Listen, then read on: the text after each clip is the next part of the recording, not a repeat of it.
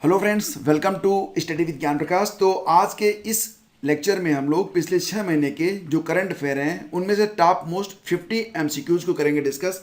ये प्रश्न बहुत ही इंपॉर्टेंट हैं और आपकी परीक्षा में पूछे जाने वाले प्रश्नों में से बहुत ही खास महत्व रखते हैं। तो ये प्रश्न पूछे जा सकते हैं सीधे सीधे। तो सभी प्रश्नों को लगाइएगा और देखिए कि कितने प्रश्नों का उत्तर आप दे पाते हैं। लेक्चर की पीडीएफ भी आपको मिल जाएगी और डिस्क्रिप्शन में उसका लिंक आपको दे दिया गया है। आइए स्टार्ट करते हैं। पहला क्वेश्चन है यहाँ पर जो कि काफ़ी इंपॉर्टेंट है। मिसेज इंडिया गैलेक्सी 2021 का खिताब किसने जीता है? उत्तर हो जाएगा इसका निकिता सोकल। ऑप्शन डी करेक्ट है। इसी के साथ ये भी याद रखिएगा कि जो 70वीं मिस यूनिवर्स बनी थी कौन बनी थी? 70वीं मिस यूनिवर्स कौन बनी थी? हरनाज संधू बनी थी। मिस ट्रांस ग्लोबल यूनिवर्स 2021 कौन बना था? मिस ट्रांस ग्लोबल यूनिवर्स 2021 चुनी गई थी Shruti Sitara. Mrs India world wide queen, Mrs India world wide queen 2021 चुनी गई थी Pooja Badlani. First Miss India 2021 बनी थी पर्ल अग्रवाल। पर्ल अग्रवाल जो थी ये फर्स्ट मिस इंडिया 2021 बनी थी। और मिस अर्थ इंडिया 2021 कौन बना था? रश्मि माधुरी। साहित्य अकादमी पुरस्कार 2021 से कितने भारतीय लेखकों को सम्मानित किया गया? इसका उत्तर है ऑप्शन ए, यानी कि कुल 22 लेखक।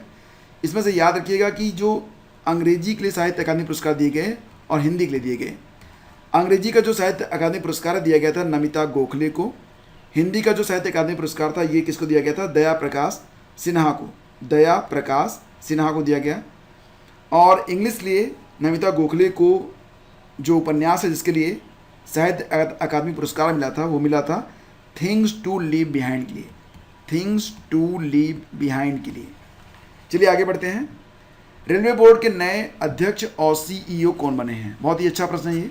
इसका उत्तर हो जाएगा वीके त्रिपाठी। पूरा नाम इनका है विनय कुमार त्रिपाठी। 1 जनवरी 2022 को डीआरडीओ ने अपना कौन सा स्थापना दिवस मनाया? डीआरडीओ की स्थापना होती है 1958 में। तो यहाँ पर अगर आप देखेंगे तो 1 जनवरी 2022 को डीआरडीओ बना रहा है अपना 64वां स्थापना दिवस। ऑप्शन सी करेक्ट है। हाल ही में प्रधानमंत्री मोदी के द्वारा मेजर ध्यानचंद खेल रत्न विश्वविद्यालय की आधारशिला रखी गई। मेजर ध्यानचंद खेल विश्वविद्यालय ये स्थापित किया जाएगा कहाँ पर? मेरठ में। ऑप्शन बी करेक्ट है। और इसमें कुल खर्च आएगा कितना? 700 करोड़ रुपए।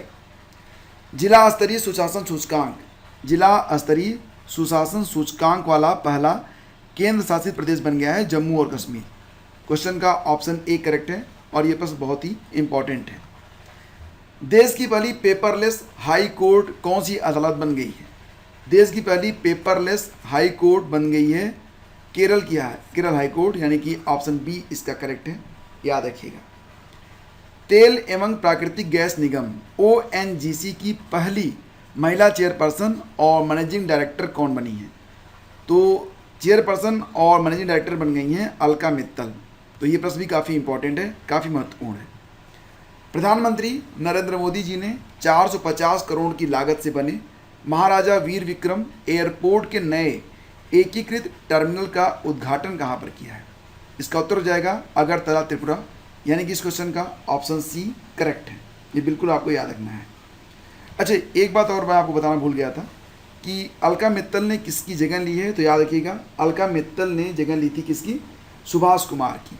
ठीक है, अलका मित्तल आई हैं किसकी जगह पर? सुभाष कुमार की। तो याद रखना कि तेल और प्राकृतिक गैस निगम ओएनजीसी की पहली महिला चेयरपर्सन अलका मित्तल बनी हैं और किसकी जगह पर आई हैं? सुभाष कुमार की जगह पर आई हैं। राष्ट्रीय स्वच्छ गंगा मिशन के नए महानिदेशक कौन बने हैं? बहुत ही अच्छा प्रश्न है ये, एग्जाम में बहुत ही इंपॉर्टेंट। सही जवाब हो जाएगा इसका जी Ashok Kumar. Option A correct है। देश का पहला एलपीजी युक्त और धुआं मुक्त राज्य कौन सा बना है? देश का पहला एलपीजी युक्त और धुआं मुक्त राज्य बना है हिमाचल प्रदेश। ऑप्शन बी इसका बिल्कुल करेक्ट है। फिर देखिए अगला क्वेश्चन है, अमेरिकी परमाणु वाहक की कमान संभालने वाली पहली महिला नौसेना कैप्टन कौन बनी है? अमेरिकी परमाणु वाहक की कमान संभालने वाली पहली महिला नौसेना कैप्टन बनी है एमी बॉर्न स्मिथ। ये प्रश्न भी बहुत इंपॉर्टेंट है और अमेरिका से संबंधित जो नियुक्तियां होती हैं वो अक्सर परीक्षाओं में पूछी जाती हैं, तो आपको याद रखना होगा। रामनाथ गोयनका पुरस्कार से किसे सम्मानित किया गया है? रामनाथ गोविंद का पुरस्कार दिया गया था जनवरी 2022 में, और ये पुरस्कार दिया गया था जिसान लतीफ़ को। क्वेश्चन का ऑप्शन बी करेक्ट है।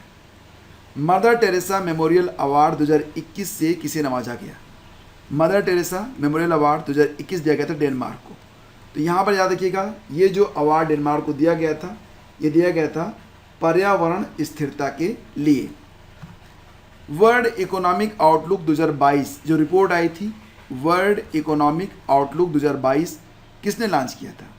इस रिपोर्ट को लॉन्च किया गया था अंतर्राष्ट्रीय मुद्रा कोष के द्वारा। इसको IMF भी लिखते हैं, IMF, याद रखना इसको भी। IMF की स्थापना होती है कब? 27 दिसंबर 1945 को स्थापना हुई। हेडक्वार्टर कहाँ पर इसका? हेडक्वार्टर इसका मिलेगा आपको वाशिंगटन DC में। कहाँ पर? वाशिंगटन DC में। 190 देश इसके सदस्य हैं। वर्तमान में इसके अध्यक्ष कौन है? Kristalina Georgieva. संघाई सहयोग संगठन SCO के नए महासचिव कौन बने हैं? आंसर हो जाएगा इसका option C, Zhang Ming. Zhang Ming किसकी जगह पर आए हैं? व्लादिमीर नोरो की जगह पर आए हैं। तो इस क्वेश्चन का ऑप्शन सी करेक्ट है। झांग मिंग संघाई सहयोग संगठन यानी कि SCO के नए महासचिव बने हैं। बहुराष्ट्रीय अभ्यास सी ड्रैगन 2022 का आयोजन कहाँ पर हुआ? बहुराष्ट्रीय सैन्य अभ्यास सी ड्रैगन 2022 का आयोजन हुआ गुआम द्वीप, जो कि पश्चिमी प्रशांत महासागर में आता है, और ये द्वीप अमेरिका के क्षेत्र में आता है। इस पर अमेरिका का आधिपत्य है। सी ड्रैगन 2022 नामक जो युद्धाभ्यास हुआ, इसमें 6 देशों ने पार्टिसिपेट किया। कौन कौन से देश थे सी ड्रैगन 2022 में? इसमें USA तो था ही, साथ ही साथ कौन सा देश था? ऑस्ट्रेलिया था। ऑस्ट्रेलिया के साथ साथ कौन सा देश था? कनाडा था। फिर इंडिया भी है, इंडिया के साथ जापान भी है, और साउथ कोरिया भी है। तो ये 6 देश हैं जो कि प्रतिवर्ष सी ड्रैगन 2022 नामक युद्धाभ्यास में पार्टिसिपेट करते हैं। याद रखिएगा कि यह ईयरली युद्धाभ्यास है, और 2022 में इसका आयोजन हुआ गुआम द्वीप पर। पेट्रोलियम निर्यातक देशों के संगठन ओपेक के नए महासचिव कौन बने हैं? उत्तर जाएगा हैथम अल्घिस। ओपेक के बारे में बात करते हैं। अब यहाँ पर देखिए, organization of petroleum exporting countries, ये इसका फुल फॉर्म है। इसकी स्थापना हुई थी सितंबर 1960 में, 1960 में। कितने सदस्य हैं इसके? 13 देश इस ओपेक नामक संगठन के सदस्य हैं। इसका जो हेडक्वार्टर मिलेगा आपको कहाँ पर मिलेगा? तो हेडक्वार्टर मिलेगा आपको वियना में। वियना जो है यह ऑस्ट्रिया की राजधानी है, ऑस्ट्रिया। फिर देखिए अगला क्वेश्चन क्या है? भारत के पहले ओपन रॉक संग्रहालय का उद्घाटन कहाँ पर किया गया? तो भारत के पहले ओपन रॉक संग्रहालय का उद्घाटन किया गया हैदराबाद में। हैदराबाद जो कि तेलंगाना में स्थित है। भारत का पहला 14 लेन वाला एक्सप्रेसवे कौन बना है? तो 14 लेन वाला जो एक्सप्रेसवे है यह भारत में पहली बार बना है, दिल्ली मेरठ एक्सप्रेसवे, यानी कि क्वेश्चन का ऑप्शन ए करेक्ट है। तो ये डेफिनेटली बहुत ही शानदार एक्सप्रेसवे बना है, दिल्ली मेरठ एक्सप्रेसवे। फिर देखिए अगला क्वेश्चन क्या है? ई गवर्नेंस पर 24वें राष्ट्रीय सम्मेलन का आयोजन कहाँ पर किया गया? ई गवर्नेंस पर 24वें राष्ट्रीय सम्मेलन का आयोजन हुआ हैदराबाद में। इस क्वेश्चन का ऑप्शन बी करेक्ट है। और इसकी ये 2 दिन चला था। इसकी थीम क्या थी? India tech day, digital governance in a post pandemic world, ये थीम थी इसकी। और ये 24वां राष्ट्रीय सम्मेलन था, हैदराबाद में आयोजित किया गया। राष्ट्रीय जल पुरस्कार 2020 कौन सा राज्य टॉप पर रहा? तो राष्ट्रीय जल पुरस्कार में टॉप पर रहा है यूपी। इसी के साथ याद रखना, दूसरा स्थान मिला था किसको? राजस्थान को मिला था। राजस्थान दूसरे स्थान पर है। तीसरा स्थान मिला है तमिलनाडु। ठीक है। और 2020 में ये इसका तीसरा एडिशन था, ये भी आपको याद रखना है। और उत्तर प्रदेश को जल संरक्षण प्रयासों में सर्वश्रेष्ठ प्रयास के लिए यह पुरस्कार प्रदान किया गया। भारत के 73वें शतरंज ग्रैंड मास्टर कौन बने हैं? भारत के 73वें शतरंज ग्रैंड मास्टर बने हैं चेन्नई के 14 साल के रहने वाले भरत सुब्रमण्यम। ऑप्शन सी इसका बिल्कुल करेक्ट है। प्रधानमंत्री ने हर साल किस दिन को वीर बाल दिवस के रूप में मनाने की घोषणा की है? तो वीर बाल दिवस के रूप में मनाने की घोषणा की गई है प्रधानमंत्री मोदी के द्वारा प्रतिवर्ष 26 दिसंबर को। आपको याद होगा कि सिखों के 10वें गुरु गुरु गोबिंद सिंह की जयंती पर प्रधानमंत्री मोदी जी के द्वारा यह घोषणा की गई है। प्रतिवर्ष वीर बाल दिवस के रूप में मनाया जाएगा 26 दिसंबर को। किस राज्य की सरकार ने कर्मचारियों की सेवानिवृत्ति की आयु 60 साल से बढ़ाकर 62 साल कर दी है? तो ये काम किया गया है आंध्र प्रदेश सरकार के द्वारा। ऑप्शन सी इसका बिल्कुल करेक्ट है। यूएस 25 सेंट का जो अमेरिकी सिक्का है उस पर अंकित होने वाली पहली अश्वेत महिला बन गई हैं माया एंजेलो। याद रखना, ये प्रश्न बहुत ही इंपॉर्टेंट है। माया एंजेलो एक जानी मानी कवयित्री हैं और ये 25 सेंट वाले अमेरिकी सिक्के पर अंकित होने वाली पहली अश्वेत महिला बनी हैं। तो ये प्रश्न ऑटोमेटिकली इंपॉर्टेंट हो जाता है। फिर देखिए अगला क्वेश्चन क्या है। प्रतिष्ठित भारत रत्न डॉक्टर अंबेडकर पुरस्कार 2021 से किसे सम्मानित किया गया? भारत रत्न डॉक्टर अंबेडकर पुरस्कार 2021 दिया गया हर्षाली मल्होत्रा को। हर्षाली मल्होत्रा, आपने बजरंगी भाईजान मूवी देखी होगी, उसमें मुन्नी का किरदार निभाया था उन्होंने, हर्षाली ने। तो ऑप्शन बी इसका करेक्ट है। ग्लोबल रिस्क रिपोर्ट 2022 को किसने जारी किया? ग्लोबल रिस्क रिपोर्ट 2022 को जारी किया गया किसके द्वारा? इसका सही जवाब हो जाएगा वर्ल्ड इकोनॉमिक फोरम के द्वारा, यानी कि विश्व आर्थिक मंच के द्वारा। अच्छा, विश्व आर्थिक मंच के द्वारा वर्ल्ड ग्लोबल रिस्क रिपोर्ट का 2022 में जो संस्करण था, ये 17वां संस्करण था, ये भी आप याद रखना। फिर देखिए अगला क्वेश्चन क्या है। अगला क्वेश्चन है, जल मेट्रो परियोजना वाला भारत का पहला शहर कौन सा बना है? जल मेट्रो परियोजना वाला भारत का जो पहला शहर बना है वो बन गया है कोच्चि। कोच्चि कहाँ पर है? केरल में है, याद रखना। और इसमें चलने वाली जो पहली नौका है उसका नाम क्या है? उसका नाम है मुजरिस। इस नौका का नाम है मुजरिस और इसे बनाया किसने है? कोचिन शिपयार्ड लिमिटेड ने। भारतीय अंतरिक्ष अनुसंधान संगठन यानी कि इसरो के नए अध्यक्ष बन गए हैं S Somnath. Option B correct है और ये बहुत ही इंपॉर्टेंट क्वेश्चन है। इसरो की स्थापना कब हुई थी? इसरो की स्थापना हुई थी 15 अगस्त को, 15 अगस्त सन 1969 में। इसके फाउंडर कौन थे? विक्रम साराभाई। फिर देखिए अगला क्वेश्चन कौन है। Henley passport index 2022 quarter 1 QN में भारत की रैंक क्या है? तो हेनले पासपोर्ट इंडेक्स 2022 QN में भारत की रैंक है 83rd। ठीक है, याद रखना इसको भी। अच्छा, इसमें टॉप पर कौन है?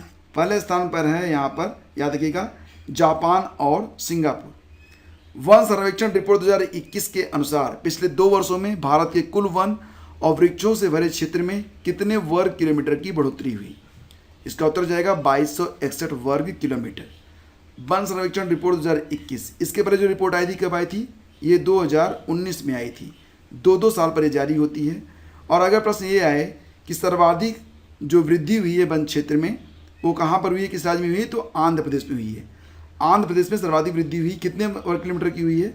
647 वर्ग किलोमीटर की वृद्धि आंध्र प्रदेश में देखने को मिली है। ये प्रश्न भी इंपॉर्टेंट है। 15 से 18 वर्ष की आयु के सभी बच्चों का टीकाकरण करने वाला देश का पहला स्टेट बन गया है कौन सा? तो ये बन गया है लक्षद्वीप। ऑप्शन सी इसका करेक्ट है। लक्षद्वीप जो है ये 15 से 18 वर्ष की आयु के सभी बच्चों का टीकाकरण करने वाला देश का पहला राज्य बन गया है। कचाई लेमन फेस्टिवल कहाँ पर आयोजित किया जाता है? इसका उत्तर जाएगा मणिपुर। ऑप्शन बी इसका करेक्ट है, मणिपुर। और ये भी याद रखना कि 2022 में इसका 18वां संस्करण आयोजित किया गया। इसकी एक थीम भी रही। थीम क्या थी? थीम थी सुरक्षित पर्यावरण व ग्रामीण परिवर्तन के लिए जैविक कचाई नींबू। फिर देखिए अगला क्वेश्चन है कि फिर जो अगला क्वेश्चन है उसको देखते हैं। हाल ही में 8 सीटर व्हीकल के लिए कितने एयरबैग को अनिवार्य कर दिया गया है? इसका उत्तर जाएगा 6, यानी कि इस क्वेश्चन का ऑप्शन बी करेक्ट है। और देखिए फ्रेंड्स, यहाँ पर हमारे जो परिवहन मंत्री हैं कौन है? नितिन गडकरी। उनके द्वारा यह घोषणा की गई है और ये कहा गया है कि अगर 8 सीटर व्हीकल है तो उसमें 6 एयरबैग लगने कंपलसरी हैं। भारतीय सेना दिवस कब मनाया गया था? 15 जनवरी को। ऑप्शन सी करेक्ट है। ठीक है, बिल्कुल याद रखिएगा। चलिए आगे बढ़ते हैं। फिर देखिए अगला क्वेश्चन क्या है। भारत का पहला सैनिटरी नैपकिन फ्री गांव कौन सा बनेगा? सैनिटरी नैपकिन फ्री गांव बनने वाला है कुबलांगी गांव, जो कि केरल में है। ऑप्शन ए इसका बिल्कुल करेक्ट है। तो 37वें का जो ऑप्शन है ए, वो बिल्कुल करेक्ट है। कौन सा राज्य पहली बार विश्व बधिर T20 क्रिकेट चैंपियनशिप 2023 की मेजबानी करेगा? 2023 में होगा विश्व बधिर T20 क्रिकेट चैंपियनशिप, और इसकी मेजबानी कौन सा राज्य करेगा? महाराष्ट्र, कर्नाटक, पश्चिम बंगाल या फिर केरल? तो फ्रेंड्स इसका आंसर क्या हो जाएगा? देखिए फ्रेंड्स, इसका आंसर हो जाएगा डी, यानी कि केरल में इसका आयोजन किया जाएगा। इसका आयोजन कब से कब तक होगा? तो इसका आयोजन होगा 10 से लेकर 20 जनवरी 2023 में। कितने कितने देश इसमें पार्टिसिपेट करेंगे? तो 8 देश इसमें पार्टिसिपेट करने वाले हैं। ग्लोबल इकोनॉमिक प्रॉस्पेक्टस रिपोर्ट 2022 को किसने जारी किया? उत्तर हो जाएगा इसका वर्ल्ड बैंक ने, यानी कि ऑप्शन सी करेक्ट है। ठीक है, तो वर्ल्ड बैंक के बारे में आप जानते ही हैं। इसकी स्थापना कब हुई थी? जुलाई 1944 में स्थापना हुई, और वाशिंगटन डीसी में इसका हेडक्वार्टर मिलेगा आपको। वहीं पर IMF का भी हेडक्वार्टर है। अध्यक्ष कौन है? डेविड मालपास हैं। MD और CEO कौन है? अंशुला कांत हैं, अंशुला कांत। फोर्ब्स के द्वारा जारी सूची के अनुसार 2021 में सर्वाधिक कमाई करने वाली महिला खिलाड़ी कौन बनी है? ये है जापान की नाओमी ओसाका। नाओमी ओसाका ने कितने पैसे कमाए? $57.3 मिलियन। इसको अगर आप रुपए में बदलेंगे तो यह आएगा लगभग 424 करोड़ रुपए कमाए हैं नाओमी ओसाका ने एक साल में। ये जापान की बैडमिंटन खिलाड़ी हैं। अच्छा, यहाँ पर नाम आ रहा है PV सिंधु का भी, ये भी याद रखना कि सर्वाधिक कमाई करने वाली जो एथलीट हैं उसमें इंडियन शटलर PV सिंधु जो हैं ये 7वें स्थान पर हैं। PV सिंधु की कुल कमाई कितनी थी? $7.2 मिलियन। ये भी याद रखना, काफ़ी अच्छी कमाई इनकी भी है। प्रधानमंत्री नरेंद्र मोदी ने किस दिन को राष्ट्रीय स्टार्टअप डे के रूप में मनाने की घोषणा की है? इसका उत्तर है 16 जनवरी। ऑप्शन सी करेक्ट है। और ये प्रश्न क्योंकि बहुत बार पूछा जा रहा है तो इसको बिल्कुल याद रखिएगा। नेशनल स्टार्टअप डे के रूप में मनाया जाता है प्रतिवर्ष 16 जनवरी को। मिसेज वर्ल्ड 2022 का खिताब किसने जीता है? बात क्या हो रही है? मिसेज वर्ल्ड, मिस वर्ल्ड नहीं, मिसेज वर्ल्ड 2022 बनी है साइलिन फोर्ड। कहाँ से हैं ये? साइलिन फोर्ड अमेरिका से हैं। ये बिल्कुल आपको याद रखना होगा। फिर देखिए अगला क्वेश्चन क्या है। अब आपको याद दिला दें, यहाँ पर अभी हाल ही में जो अपडेटेड है, जैसे कि miss universe, miss world wide वगैरह। तो मिस यूनिवर्स 2021 बनी है, ये 70वें क्रम में है। 70वीं मिस यूनिवर्स भी आप कह सकते हैं, जो कि बनी है हरनाज कौर सिंधु। ये कहाँ से? चंडीगढ़ से हैं, हरनाज कौर सिंधु। ये कौन है? करुणा बिलावस्का हैं। मिस वर्ल्ड 2021 बनी है, कहाँ से हैं? पोलैंड से हैं। मिस वर्ल्ड 2022 बनी है साइलिन फोर्ड। मिसेज वर्ल्ड 2022 बनी है साइलिन फोर्ड, कहाँ से हैं? अमेरिका से हैं। मिस इंडिया वर्ल्ड वाइड 2022 बनी खुशी पटेल, गुजरात से हैं। मिस इंडिया वर्ल्ड 2022 बनी है सिनी शेट्टी, कहाँ से हैं? कर्नाटक से हैं। मिस यूनिवर्स डिवाइन बनी है पल्लवी सिंह, कहाँ से हैं? कानपुर से हैं। तो ये नाम भी आपको याद रखना है। बैडमिंटन टूर्नामेंट इंडियन ओपन 2022 में पुरुष एकल का खिताब किसने जीता है? बहुत ही अच्छा प्रश्न है ये।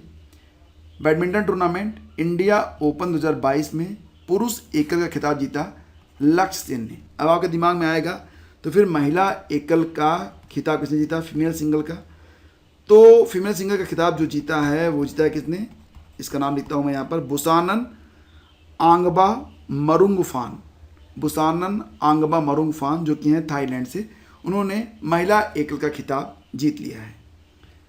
9वीं महिला राष्ट्रीय आइस हॉकी चैंपियनशिप 2022 का आयोजन कहाँ पर हुआ? इसका उत्तर है हिमाचल प्रदेश। इंडोनेशिया की नई राजधानी कौन सी बनेगी? इसका उत्तर जाएगा नुसंतारा। नुसंतारा जो होगी ये इंडोनेशिया की नई राजधानी बनेगी। पहले राजधानी जो थी वो जकार्ता थी। इन्फिनिटी ब्रिज को किस देश में यातायात के लिए खोल दिया गया है? अब इसका जो आकार है यह अनंत की तरह है, इसलिए इसको नाम दिया गया है इन्फिनिटी ब्रिज। ये कुछ इस प्रकार से होगा, इस प्रकार से, ठीक है। ये बन गया है इन्फिनिटी ब्रिज, जो कि बनाया गया है दुबई में, संयुक्त अरब अमीरात में। भारत की पहली डिजिटल न्याय घड़ी किस राज्य के हाईकोर्ट में लगी है? तो भारत की जो पहली डिजिटल न्याय घड़ी है ये लगी है गुजरात हाईकोर्ट में। ऑप्शन ए करेक्ट है। आपको इतिहास में याद होगा, न्याय का घंटा था ना, न्याय की घंटी जहांगीर ने लगवाया था, उसी प्रकार से डिजिटल न्याय घड़ी लगवाई गई है गुजरात में, गुजरात हाईकोर्ट में। ऑक्सफोर्ड यूनिवर्सिटी प्रेस ने किस शब्द को 2021 का children word of the year चुना है? ऑक्सफोर्ड यूनिवर्सिटी प्रेस किस शब्द को वर्ष 2021 का children word of the year चुना है? ये वर्ड है, कौन सा वर्ड है ये? सही जवाब इसका हो जाएगा एनेक्सिटी, ऑप्शन बी करेक्ट है। ऑपरेशन सर्द हवा को किस भारतीय रक्षा बल ने शुरू किया है? ऑपरेशन सर्द हवा सर्दियों में चलाया जाता है ऑपरेशन सर्द हवा, गर्मियों में ऑपरेशन गर्म हवा। ये क्यों चलाया जाता है? पाकिस्तानी बॉर्डर पर बीएसएफ अपनी चौकसी के लिए इस ऑपरेशन को लॉन्च करता है, तो इसका जवाब हो जाएगा बीएसएफ, ऑप्शन बी इसका करेक्ट है। और अंतिम प्रश्न है, प्रधानमंत्री मोदी द्वारा कहाँ रामानुजाचार्य की 216 फुट की प्रतिमा स्टैच्यू ऑफ इक्वलिटी का अनावरण किया गया? तो फ्रेंड्स इसका आंसर हो जाएगा, बताइए क्या आंसर हो जाएगा इसका? ऑप्शन डी यानी कि हैदराबाद। तो ये थे आज के प्रश्न और मुझे पूरा विश्वास है कि ये सेशन आपको काफ़ी अच्छा लगा होगा। तो प्लीज़ इसे लाइक और शेयर आप लोग ज़रूर कीजिएगा। हम मिलेंगे आपसे शीघ्र ही एक नए सेशन में, तब तक के लिए हैव ए ग्रेट डे। जय हिंद।